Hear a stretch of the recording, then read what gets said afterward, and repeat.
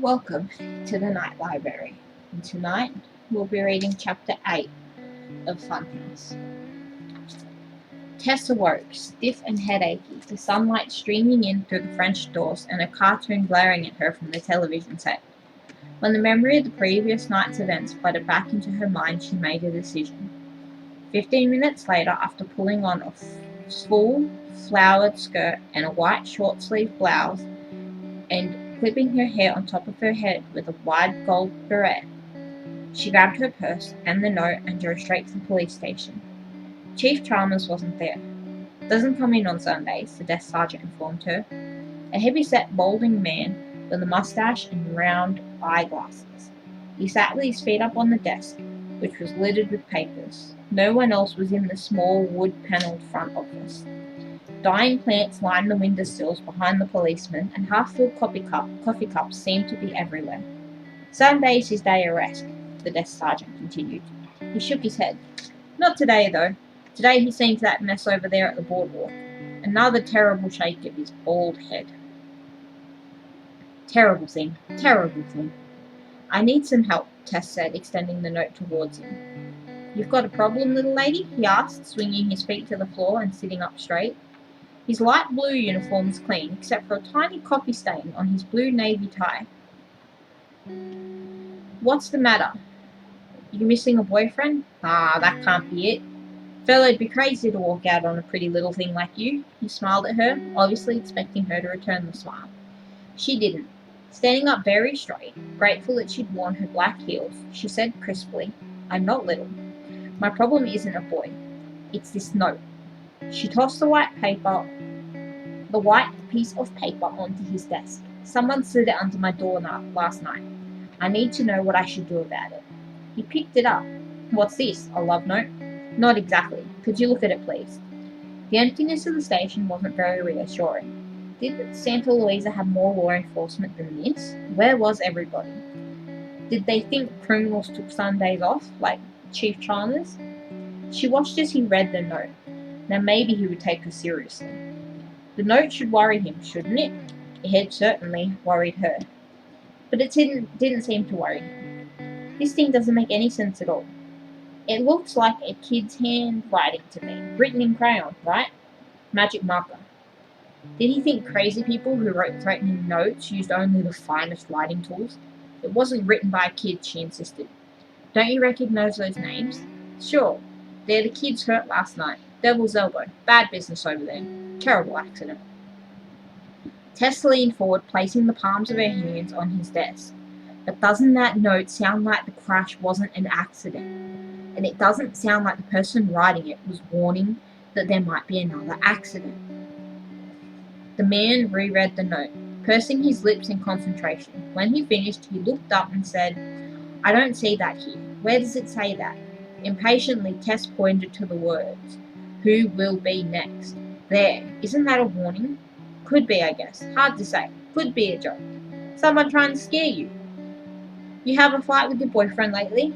Stunned by that question, Tess fought the telltale flush that crept up on her cheeks. Thought so, said the policeman, and nodded with satisfaction. As if, she thought bitterly, he'd just solved the crime of the century. Look, miss, I'm not trying to give you a hard time. It's just that we get stuff like this in here all the time. Young fella gets mad, says things that he doesn't mean, the girl comes in all worried and upset, and we have to calm her down. Lots of times. The guy writes notes. Never amounts to a hill of beans. My boyfriend, said Tess coldly, would never scare me like this. He would never write a crazy note like this. The frown on his face then told her she'd worn out her welcome. It's like this, miss. Chief Chalmers has his hands full right now with this boardwalk business. But as soon as he comes in, I'll give him your note and see what he thinks. You can rest assured that if there's anything connecting this note with the crash last night, the chief will take care of it. He'll probably call you, okay? And with that, he turned away from her, picking up a sheet of paper and studying it. Tess knew she'd been dismissed, and she hadn't accomplished anything. Could I have my note back, please? It suddenly seemed important to have it. That was probably the only way to keep it from sailing straight into the wastebasket the moment she turned her back. A dubious shake of the man's head. I'd be better keeping it, miss. We intend to follow up on this, I promise you that. Opening his desk drawer, he dropped the note into a jumble of papers. She'd have to leave without her note. It's not that I don't believe that there was a note, Tess, Gina said half an hour later as they shared a booth at Kim's, an ice cream shop not far from Gina's house. I do. You wouldn't make up something like that. Wearing the red silk dress she'd worn earlier to church, she sat opposite Tess, who was toying with the straw sticking out of her vanilla milkshake. It's just that it has to be a joke, a really mean one, but a joke. I'd hate to see you get all upset over it. Tess began tapping her long-handled spoon on the formique table. I told you exactly what it said. Doesn't it sound to you like it means the crash was no accident? But she knew it was hopeless. Gina's cheerful, uncomplicated way of looking at things didn't include deliberate acts of terror or threatening notes. That was just the way she was, which Tess decided, in all fairness, was probably why she smiled more than most people. There weren't any scary demons or ghosts running around in her head. Let's wait and see what the police say, okay? Gina urged. And by the way, I did ask my dad about the other accidents at the boardwalk, she added in an obvious effort to make peace. He hates talking about stuff like that, so it didn't make him very happy. Like father, like daughter, Tess thought drearily. But he did say some guy committed suicide in the Funhouse a long time ago. Hung himself. Yuck, no kidding. No wonder I was never crazy about that place.